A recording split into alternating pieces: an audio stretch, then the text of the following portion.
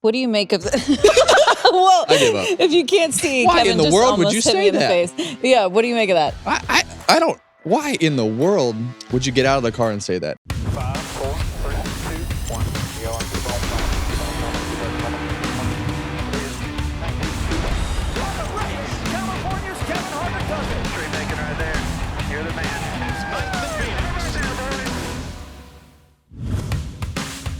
Welcome to Kevin Harvick's Happy Hour, presented by NASCAR on Fox. I'm Kevin Harvick. She's Kaitlyn Vincie, and he's some guy we don't even know. Mamba Smith. Some guy we don't even know. Wait, hang on. Can we start with the shoes, KD? Oh, well, so it's funny you mentioned that because when Kevin came in, he was like, hey, look at this. He's So like, look at here's these. what I did. I'm like, man, I'm going to really impress Mamba. I'm going to go online, and I'm going to build these shoes No, you did on not. Nike.com. That's so so I like cool. the dunks, and so I said, I'm going to build these shoes. And it's got like ostrich skin and different Really? choices. Well, I built these, Yeah, how much and I does it had to cost? wear them today. Today will be the only day I ever wear these, and it'll be on these on this show, because I will never wear these in public again, because they are the ugliest shoes I've They are ever built or worn in my life. I They think look they're almost awesome. bedazzled. You know what? I know a guy that you I could feel give those like- to. Oh. What size shoe do you wear? Your size. 10? Yeah. Okay, you can have them when I'm done. I just got a gift. That's Yeah. awesome. There But- you go. I mean, they are very I like them. out I of the do too. box. I like them because I can wear those. They're out of Kevin's comfort zone. They are out of my comfort zone. How much do those run you? I have no idea. Mm. I just put it Don't on. matter. His He's name's really on the show. fixated so on the don't- price over Yeah. here. So, yeah, these are a little outlandish for me. Okay, Oh. I like them. Well, Okay, hey, Thanks for getting them for me. no problem. that's a good way to start out episode 61 here. Can you know. guys believe it? I can't. Yeah. Yeah. The crazy thing is number 62 won a couple races this weekend too. Oh yeah. Yeah, Keelan won a couple races out in his. Let me tell you about my weekend. So, I left on Thursday. I went to Las Vegas. I dropped Keelan off, and then I flew to San Francisco.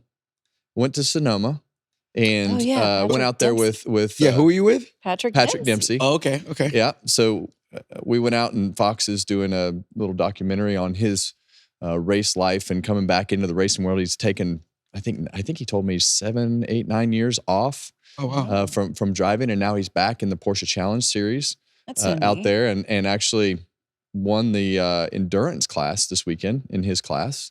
So Wow. the endurance race, they have a sprint race and an endurance race. So it was fun. We kind of shared notes and talked to him, watched him practice, and talked to him about Sonoma and some of the cool things that you can do to be better out there, to go fast. And so that was, he's a normal guy, just a normal dude. And Wow. we had a good time just watching him. So anyway, got done with that, went back to the San Francisco airport, flew back to Las Vegas, watched Keelan race on Friday night.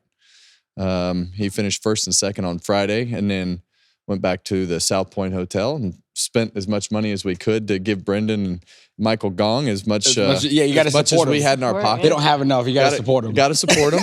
They do so much for NASCAR racing. So we went back, stayed at the South Point for the weekend, and then Saturday night went back out and raced again. He won both races on Saturday night. So 62 had a good weekend. Wow, you were busy this weekend. Yeah. West Coast travel. When's the Patrick Dempsey thing coming out? I think that'll probably be somewhere around March. Oh, neat. So hopefully we can get Yeah. Patrick to come to the race and hang out with us and do something Yeah. fun to launch the You documentary. know who was excited about the Patrick Dempsey meet was Delana. Delana was more excited about that than anything that Kevin's ever done. I'm pretty sure. Yeah.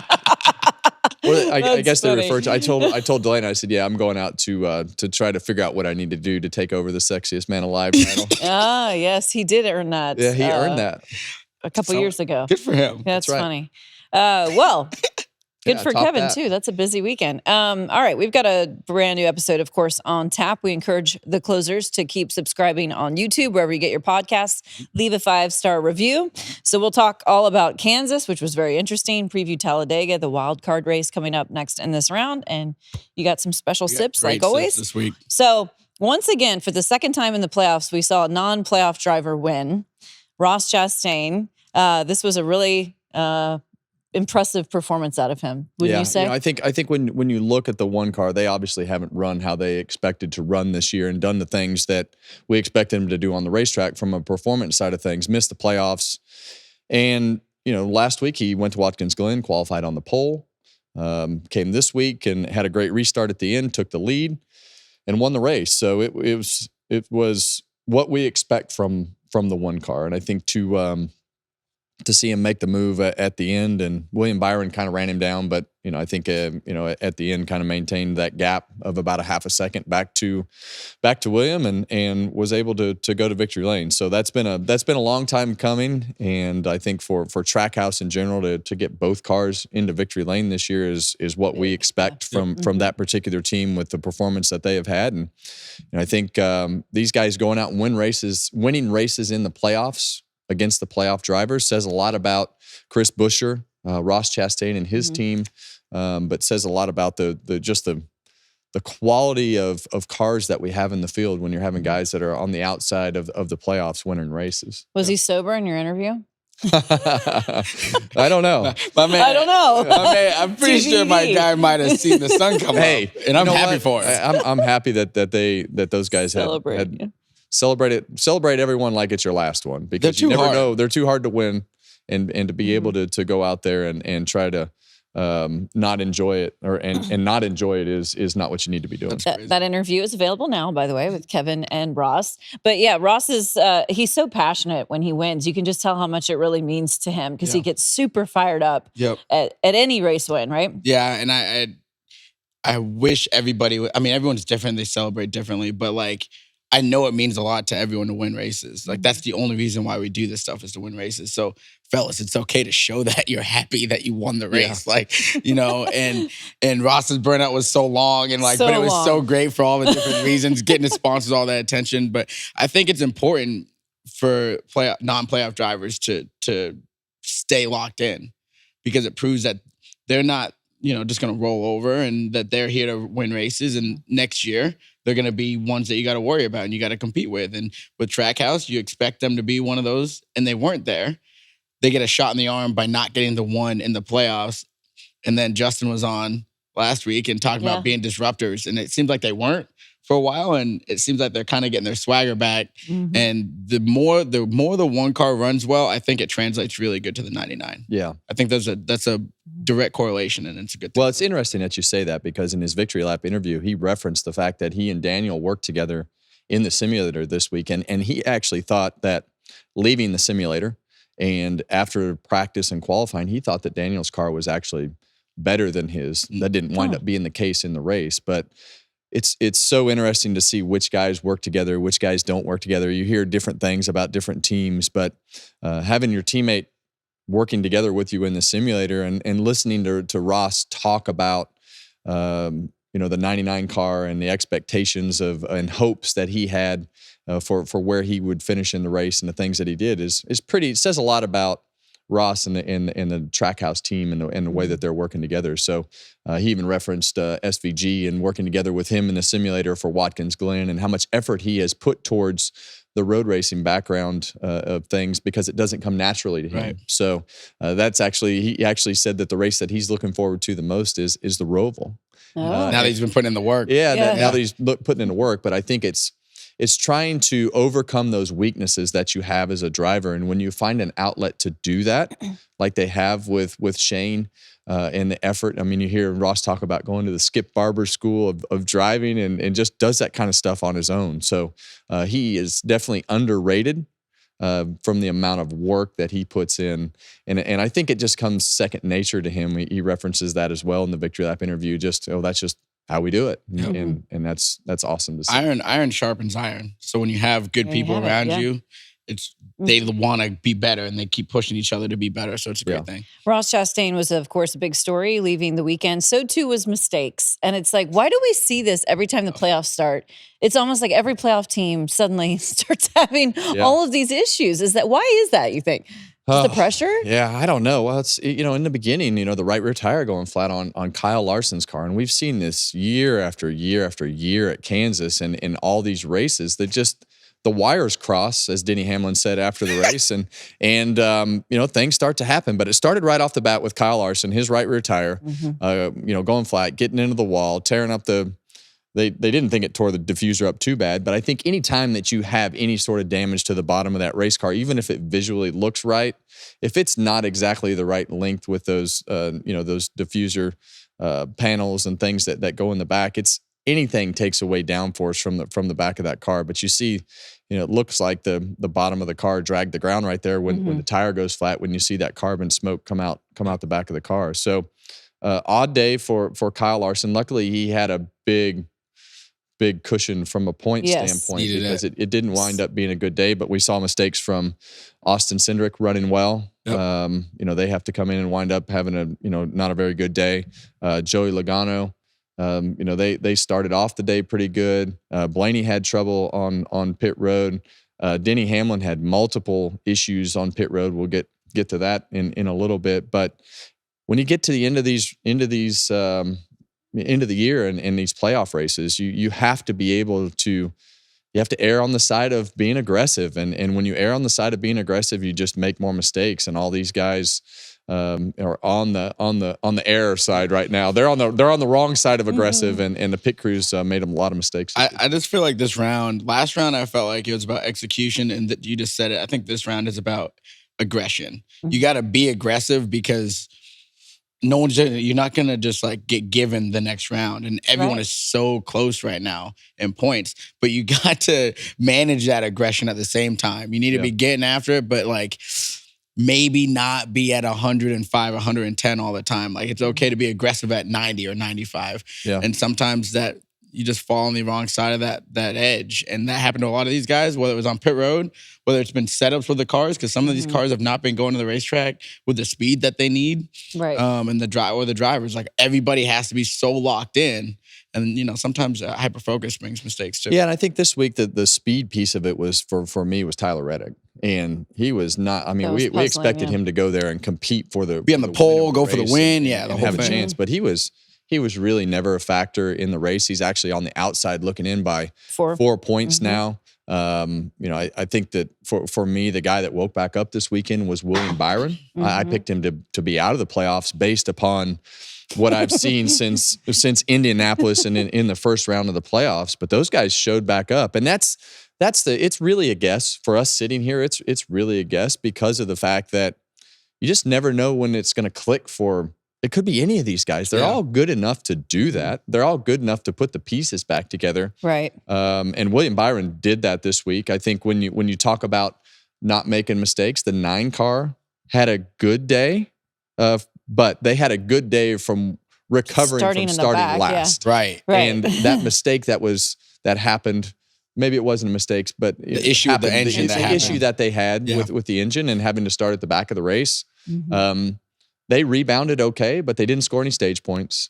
Had to give up the first one completely just to get into position. That's right. To get in position, they had a decent finish, but you got to score stage points. And where they are in the points, Chase Elliott is 4 points up. But you're going to the wild card race this weekend, and really there's 2 wild card races in my opinion. Talladega, you have a lot of things that are not in your control that can catch you up, but when you go to the Roval, same type of thing, right? Like, new track, you don't really know if you're going to be good or bad. You go to Watkins Glen, the tires fall off a lot, and things were different than most road courses. So it's an interesting scenario because every week it seems to change, and now you've got William Byron sitting up on the top of the seed.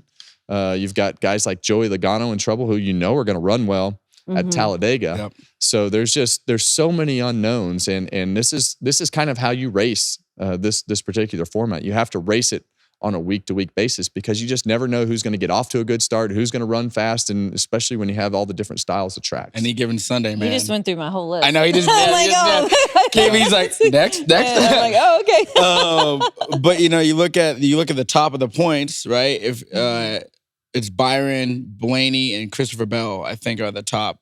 Those guys, if you feel a little bit more comfortable, but you just saw what happened with. I hear you. Yeah, there it is. It's William Byron, Ryan Blaney, and Bell. So Bell and Blaney are both 28 to above, and Byron's 34. So those guys, you feel better about it. But we just saw Larson almost lose it all. Yeah. So you don't feel great about it. You still need to. So for them, I would think in Talladega, if they can get those stage points, ooh. Yeah, and that's the way you got to race. We covered this with Denny Hamlin at the first race of the playoffs at Atlanta. You can't go right around. Mm-hmm. You cannot ride in the back of the pack. And when you look at the points right there, and you look at the bottom guy on the pile, Austin Cindric, he could go and qualify on the pole, win both stages and the race. Easily. I mean, they've done that, and they've done that on super speedways year after year after year. You know, those Penske cars are going to be on point when it comes to speed. And Chase Briscoe could do the same thing. Any of those guys can win. Tyler Reddick has won it. He won Talladega at the beginning of the year. That's so right. you just never know how this is going to play out, and the way that you cover your butt is to score stage points. You got to score stage points early. But if you don't qualify well, it's going to be difficult to make your way to the front and score those points. So, and that's where, you know, Chase Elliott having a decent day. He didn't score any stage points, but that was because of the issue that they had. And you know, Austin Cindric, he ran well enough to have a decent day, but they started having problems. Chase Briscoe, you know, that they were just off, and you know, they just had a struggle performance-wise. Chase Briscoe on the outside looking in 25 points below the line. Incident with Kyle Busch. Chase was running 26 at the time, and Kyle was attempting to win a race finally. It looked like he was poised to do so. Not enough room, though. Not enough real estate here. What did you see happening? I saw enough room. Okay. Personally, and when you go back and you look at that, when I was initially watching this, I looked at my wife and I'm like, ooh, 14 just put the 8 in the fence. Yep. And, you know, that is not the case. There was a couple feet there. And I think, you know, after listening to all the interviews and everything that happened, you know, Chase was not, he left a lane. Yeah. It was just a lane. It was a lane. And there was no room on either side between his car and the fence. And Kyle didn't blame him, though. No, and he's a playoff guy, and he's trying to stay on the lead lap and not go a lap down and be in a position to where he can't salvage something else out of the finish. But, you know, when you go back and look at it from this aerial view, you know, he leaves that lane and listening to Kyle talk about it, you wind up in these funny pockets of air. And when it takes that downforce off the car and, you know, you're committed to the throttle and, you know, it's been a certain way for a certain amount of laps. And all of a sudden you get in this situation where it gets loose like that. He bounces off the wall and winds up losing control of his car. And I think that the hard part about that is that's happened to Kyle Busch a lot. Yeah. You know, we've seen him spin these cars out a bunch of times. And you know, I think it's, you know, it's definitely another scenario where he just lost the air out of the back of the car and Chase didn't give him a lot of room and he spun out and lost the lead. I feel for him. Honestly, I do. And, you know, his interview post-race was very raw, really honest. He said, I'm just numb. Like, I don't know what to do, basically. He talked about he talked about the pocket of air, and the feeling that he had was nothing like he's ever had before, and that, you know, helped lead to the incident. And like Chase Briscoe, he's in the playoffs, and he's got to do everything he can do to you know, give himself a chance at this championship still. And he didn't do anything wrong. I think if it's a regular race and not in the playoffs, or maybe if he's not a playoff driver, he probably does something a little different. Maybe give him a little bit more room.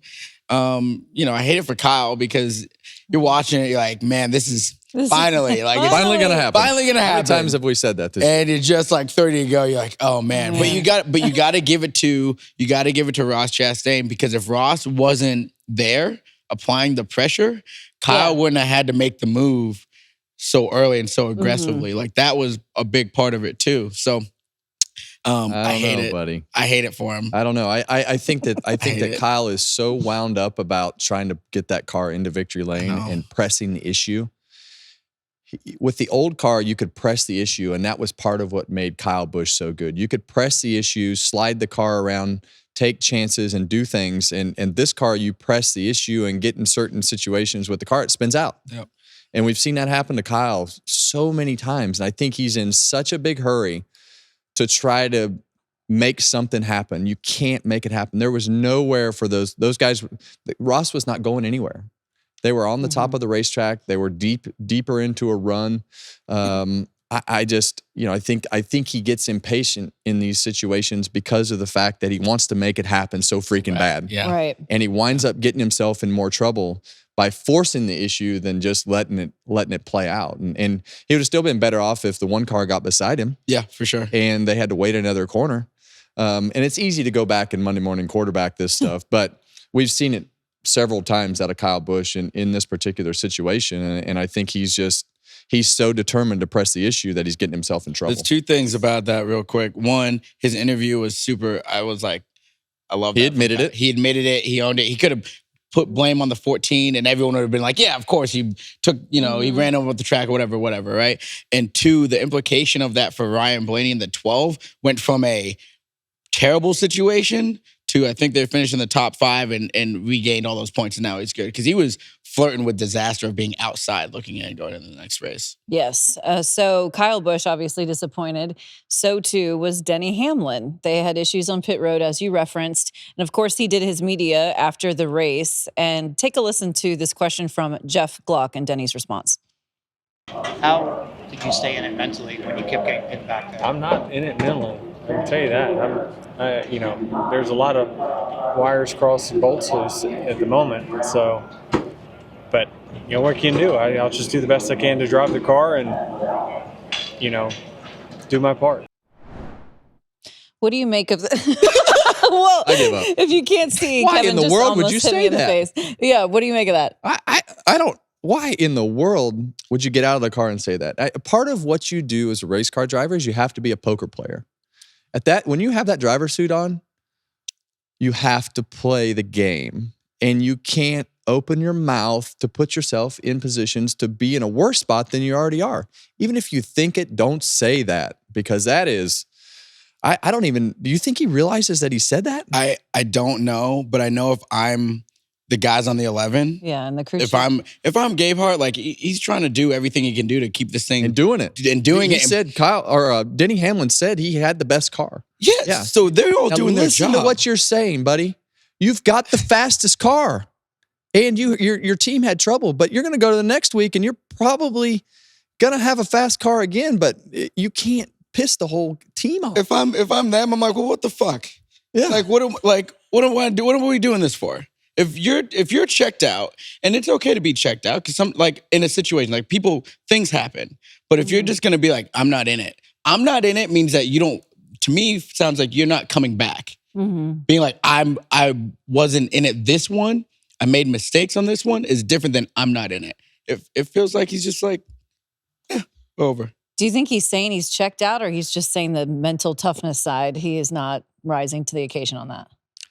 I don't know. We have talked about it, since Atlanta and just the choice that he made in how he raced that first race. And this is coming from the guy that picked Denny Hamlin to win the race, myself. Win the whole And thing. you picked him in to be a Daytona to win the champion. whole the thing. championship because I believe in the speed of their cars. I believe in the talent that Denny Hamlin has. But since this whole thing has blown up on the charter side and everything that's happened, like it has not been what you would expect it to be. But this week it wasn't Denny's fault. Right? Like you had some trouble on pit road. You had some trouble getting out and the wheels tight and everything that came with that. But you said it. You had the fastest car. You just couldn't show it. And I hate it for Gabe Hart and all the guys on that team because they have been bringing very fast cars to the racetrack. But I don't understand. It just blows me away that you would say that you're not mentally into it after the race and just say. I couldn't imagine ever saying that. Even in my toughest times and when things were going, if you said something, it was always intentional, but you never want to point the finger at something like that, even if you're not mentally into it. As a competitor, that when you raced with the 11 from the net, like you were worried about him because he's Denny Hamlin. He can get it done at any racetrack at any time, and they always bring fast cars and they're always dialed in. He sounds rattled. Mm-hmm. And now I'm going to use that to my advantage if I'm a competitor. Like there is a chess game and a mental game that goes with this stuff. Yeah.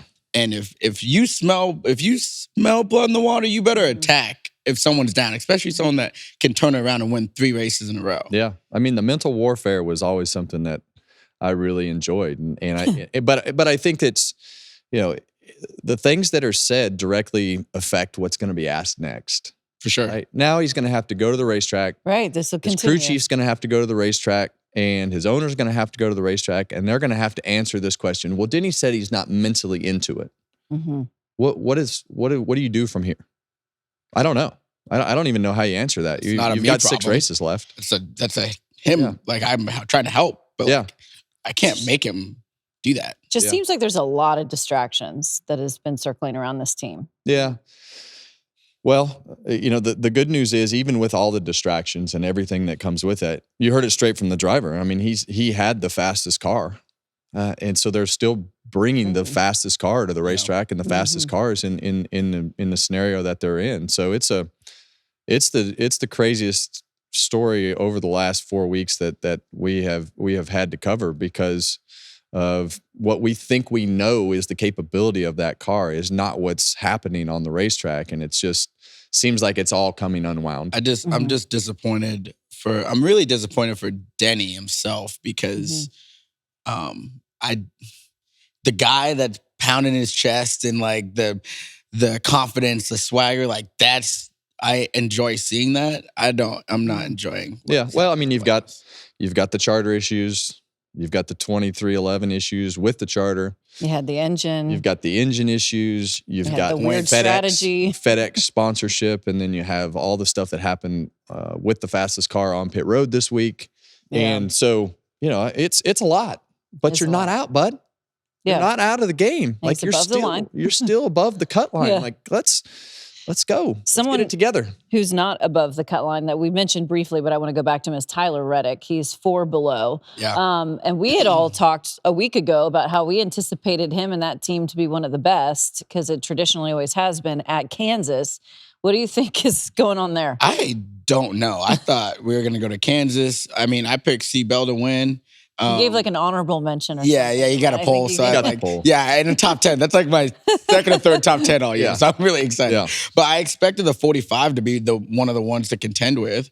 I expected him to be up front and running the boards and being quick, and it just didn't come together. The 23 was never really. No, neither one of them were. I expected both of them to go there and be competitive, and they were really not competitive at all. But look, that's the part that comes with the playoffs.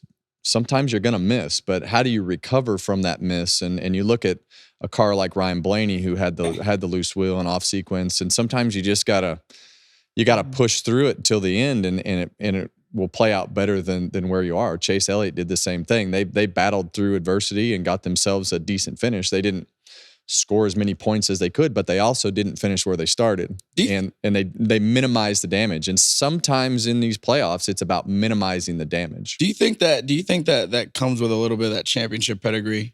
Do you think that like the guys that have done it, been there when it starts going wrong and maybe they get fired up for a minute, they're still able to get their head right and fight through that adversity versus some guys who maybe haven't been able to because the pressure is different now? I mean, it is a different pressure, but it's a week-to-week battle. And sometimes you just, no matter how far out of it, if you're still in it, you're in it. You're still in it, right? You look at Austin Cindric on the bottom of the pile. He knows he's going to Talladega and can put himself right back in the mix, just like they did in the first round by having one good week, 2 good stages and 1 decent finish. Even if you don't have a decent finish, okay, let's just say you wreck with 10 to go at Talladega or 20 to go, whatever it is after the first 2 stages are over. If you can score stage points in the first 2 stages, you're going to cover your ass on the wreck. On wrecking at the end. Yeah, it's not going to give you a great finish, but you're still going to minimize the damage. And sometimes it's just about gathering points and just racing the whole race. And if it doesn't work out for you in 3 weeks, then it doesn't work out. But you have to be able to battle through whatever is happening. And when you look at those bad pit stops with Denny Hamlin, well, let's just throw caution to the wind and see if we can get up there on a restart, and you have a late race restart, and things are going to consistently happen over and over and over, and there's going to be another opportunity to reset. And if you don't finish 25th, maybe you can finish 17th. If you don't finish 17th, maybe you can finish 12th. Right? That's 5 points. 17th to 12th, 5 points. Let's get every point that we can, because there's just multiple problems that we see year after year in the playoffs. You're going to see multiple problems from the playoff guys, whether it's a pit stop, a wreck, blown tire, whatever it is. It's never over until it's over. And I just, I'm confused. The whole 11 driver scenario just confuses me. where that whole thing is from where he's at with his mental game. Well, the confusion may continue because now we're going to Talladega, the Superspeedway, this weekend for the next race in this round. We always consider it a wild card race. What is the stress level for teams going into this one? Because there's so much out of your control, really, with this track. Yeah, and I think when you look at Talladega, there's so many things, like you say, that are out of your control, and to go there, when we got to this car, there's really only one choice, and that is race as hard as you can from lap one. Sure that you might not throw the block at the beginning of the race that you throw at the end of the race, or whatever that scenario is, but it's the same thing as the playoffs. It's adapt and adjust every lap. Okay, where am I at? If I get shuffled to the back, do I push my way forward now, or do I take a couple laps? Really, the best thing to do is just start pushing your way forward. If you're 20th at the end of the stage and you feel like it's going to get wild, maybe you back up for a couple laps to, you're not going to score any stage points. That's a tough balance, isn't it? It's a tough balance. And everybody's on a different agenda, right? You've got 12 guys that are on this agenda to score as many stage points as they can, try to win the race. And then you've got guys that are on this agenda to like, hey, screw it, I'm here to win the race and don't really care about the guys racing for the playoffs. I want to go out and put myself in a position to try to win the race. So this time of year is tough because you have so many different agendas. Yeah. I'm glad I'm not a crew chief. Yeah, no, it's one of the worst races to go to in the playoffs. It's exciting for us to watch. It is. And the things going on are like, you're watching points and everything's going up and down. But like, as a competitor, you're like, this is just not where I want to be. And none of those guys have a win. But you got to know that going into it. You know it going into it. You got to know it going into it. You can't let it just mentally devastate you. You have to know going into it, look, I got to push. I'm not going from the back of the pack to the front of the pack.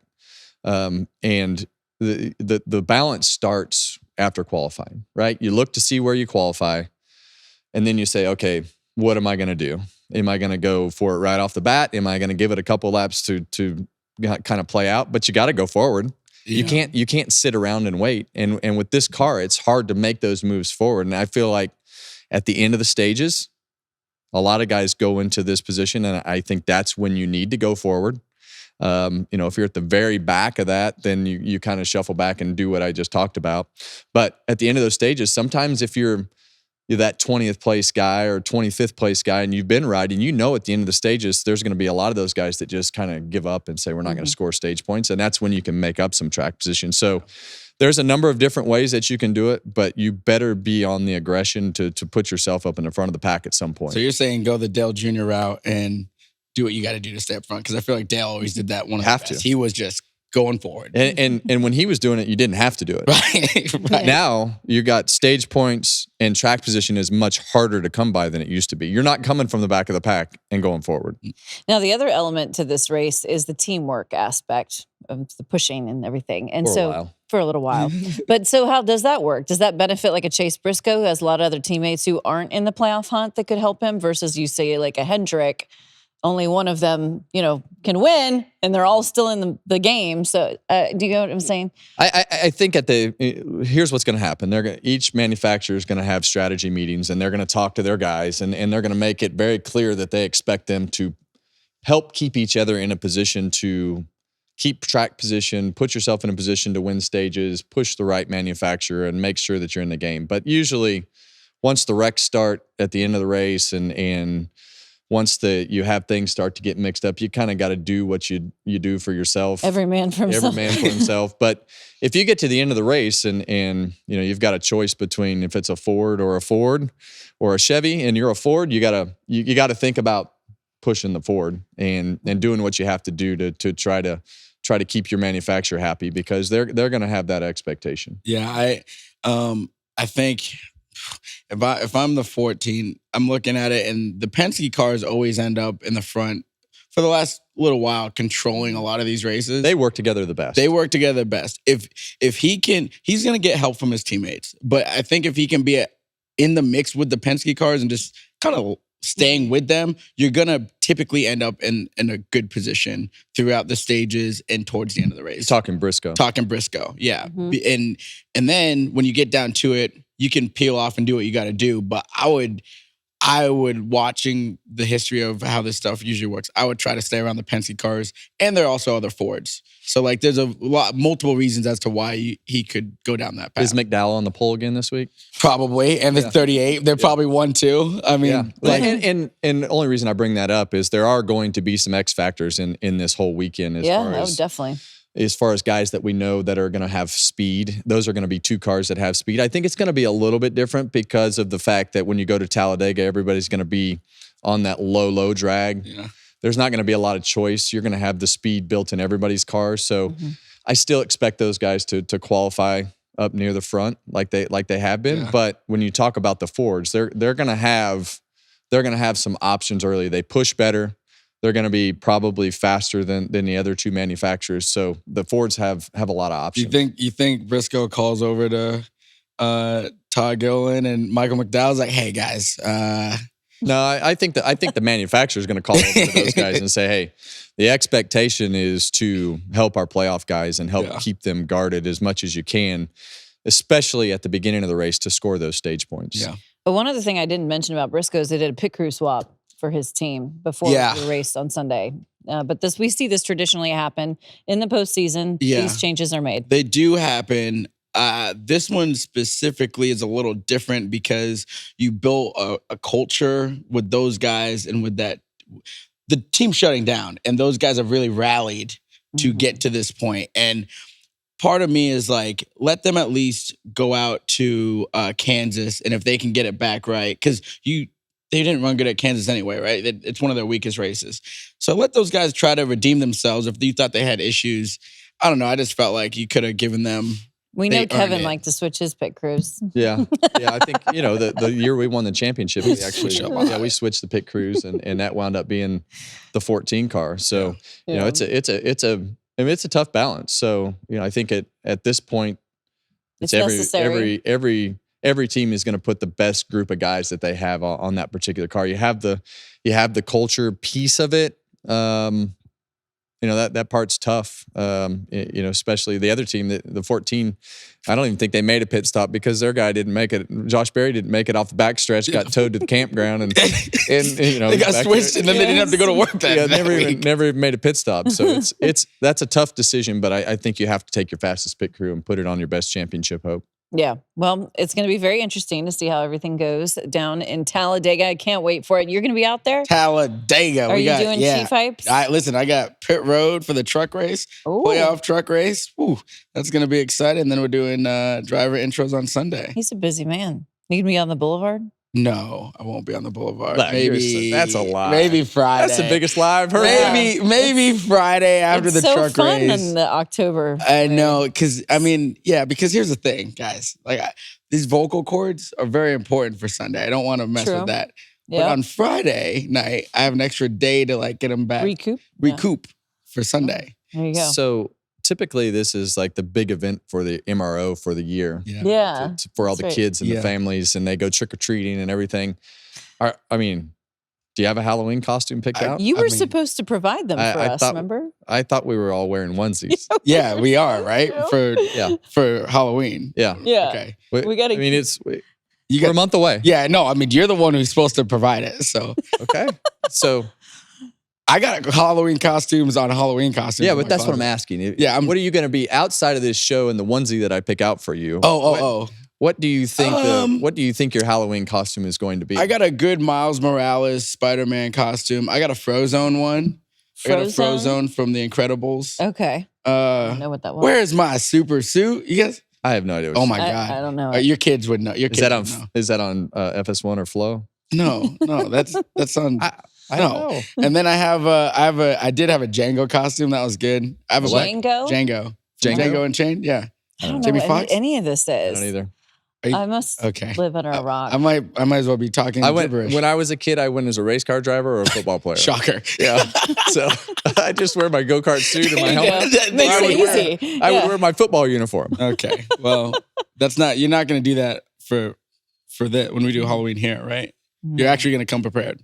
We're gonna have to work on this. Yeah, we are. Yeah. We've got a couple weeks, so we'll circle back on the Halloween costumes. And now it's time to circle over to you because it's our social sips. I've been taking sips this whole time. I know. Probably should have given Ross some of this water. I've been taking sips because it's been a little spicy on the show today. So, but welcome. Hey, what? Before you get into these sips, it's been a little bit spicy, but it's only from the things that we see or hear. Yeah, no, correct. We aren't making right. any of this stuff up. Like No. you can only analyze what they say or do. So Yeah, I mean, it is spicy, but there are some pretty big It's warranted. scenarios that could play out. there's other ways that you can do it, but we do it that way, and Yeah. I appreciate that. Yeah. Yeah. This whole group. Okay, America, FS1. Lend me your ear, because this is Mamba's Social Sips. My God. Starting at the top, this is a very sad situation. It's a very important situation, and a lot of people are being affected by it. And luckily, we have a great community in the NASCAR community helping. So, the hurricane that came through, Helene, Mhm. affected a lot of Western North Carolina, Eastern Tennessee, and Georgia, and some other areas, but specifically up in the mountains of Tennessee and North Carolina. And Kaitlyn, you have a couple Airbnbs up there. You spend a lot of time in those Yeah. mountains around the Yeah. Asheville area. And this is Greg Biffle. This is actually a Lake Norman, but he also did the same thing when he got to what is called Chimney Rock, Chimney yes. Rock area, and it's devastated. The area is just out of control, devastated. So Greg went up to fly up in his helicopter to bring supplies and to try and get some people out. So Yeah, I know which this is close to your heart. Yeah, for sure. And we appreciate people like him doing that, because those people really need it right now. So myself and some of the Trackhouse guys, we're going to go up and bring supplies tomorrow. So I think the community, and you said you talked with Ben Kennedy, and they're Yep. trying to figure out different things for us to do. But it's a very serious situation. We're thinking about all those families and people affected. Yeah, I think that's one thing about our community that is different than maybe other sports, because we do stuff so much together. When our areas are hit, people really like rally around. Mhm. Yeah, well, our sport does it better than anybody else's. And when you talk about foundations and community work, and there isn't anybody that does it better than NASCAR, whether it's these types of situations, our military, any time that you have to have a group come together, you want the NASCAR community, it's always there. And I think that this situation will be just like that. And I know Delana was on her way to Costco to go buy supplies, and there's a lot of sites gathering things to take up there. So just everybody doing their part. That's the most important thing. Yeah, and as stuff comes together, we'll be sure to let folks know where they can donate, how they can donate, and how they can help the people that are being affected. Okay, so moving right along to the next sip here. In Kansas, I almost said Talladega, in Kansas, young Ty Gibbs was spotted at the ARCA race, manning the pit sign for I think it was Tanner Gray in the ARCA race. And Ty, look at his face. He looks so happy. He looks so happy. It's the little things in life. Yeah, like it really is. I haven't seen him like really smile much this year, and like I saw it, and I'm like, that's the kid that I remember, and he feels. It looks like he's starting to Having come back fun. and having fun again. Well, here's the thing though. When I look at Ty, you got to remember they are kids. They are. He's 21. Yep. And I think that's the hard part about what we do, is being able to not let our sport consume you with all the things that come around, right? Mhm. You listen to Denny Hamlin's interview, and he is absolutely wiped out mentally, right? Yeah. And think about what that could do to a 21-year-old kid that doesn't know everything that is around. And that's what you want to see. You have to be able to put them in situations where they can do something so simple like hold the pit sign and be so happy about it, because it is fun. Yeah. And that's one thing that I've learned so much this year is how awesome our sport is. And sometimes you just have to get outside of the bubble that you live in as a driver and be able to recognize how badass our sport really is on so many levels. And so it is fun to see him smile, because that's what you have to be able to do to have fun with it, to be successful. Racing. Good advice there from Kevin. Yeah. I think everyone should probably take a little bit of that for their life, whether it's racing or anything else. Life is short and sweet, so enjoy it while we have That's right. it. Something that doesn't normally happen very often. This could have been a show on itself earlier Totally. last week. It was amazing. So Kyle Larson's crew chief, Cliff Daniels, and Denny Hamlin's crew chief, Chris Gabehart, were on social last week. And Cliff is very soft-spoken normally and doesn't really speak out much. So he's on social giving some insight. Amazing insight. Of what he feels like where we're at with different things in racing and things about the different cars, right? Between Cup and Xfinity and all these things. And Chris Gabehart also chimes in and quote tweets this and moves the conversation even further. I'm not going to read all this stuff, but you guys should go check it out because it could have been a podcast. I was so captivated. Really interesting just dialogue. watching these guys interact because they run their own socials. Like, there's that's no really question them that is really them. Yeah. And the thing I love about this is the passion that comes from these two guys. I've been around them both, know them both, and the passion that comes from Chris and Cliff is what sets them apart from the other crew chiefs. Is they care so much about the sport that we are in. And, I think when you go back and you start to analyze those two things that you put up there with nose down, compared to nose up and tail down compared to tail up, you have to go back and look at NASCAR designing this car, and it's much different than anything else that we've ever had. And they've spent millions of dollars trying to fix the aero issues that this car has. It has aero issues. And, we go to Bristol and we have the diffuser on. We go to the short tracks, we have the diffuser off. But it's very simple. And I think that when you look at the first Bristol race, the tires can definitely help it. And we all want the tires to fall off and do the things that they did at the first Bristol. Second Bristol, not as much. It wasn't that great.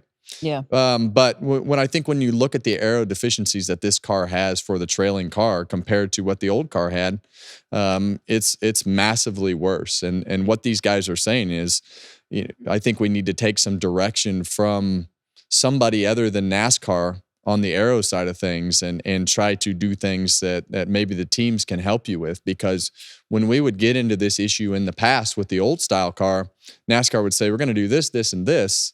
And the teams would have to figure out how to do it.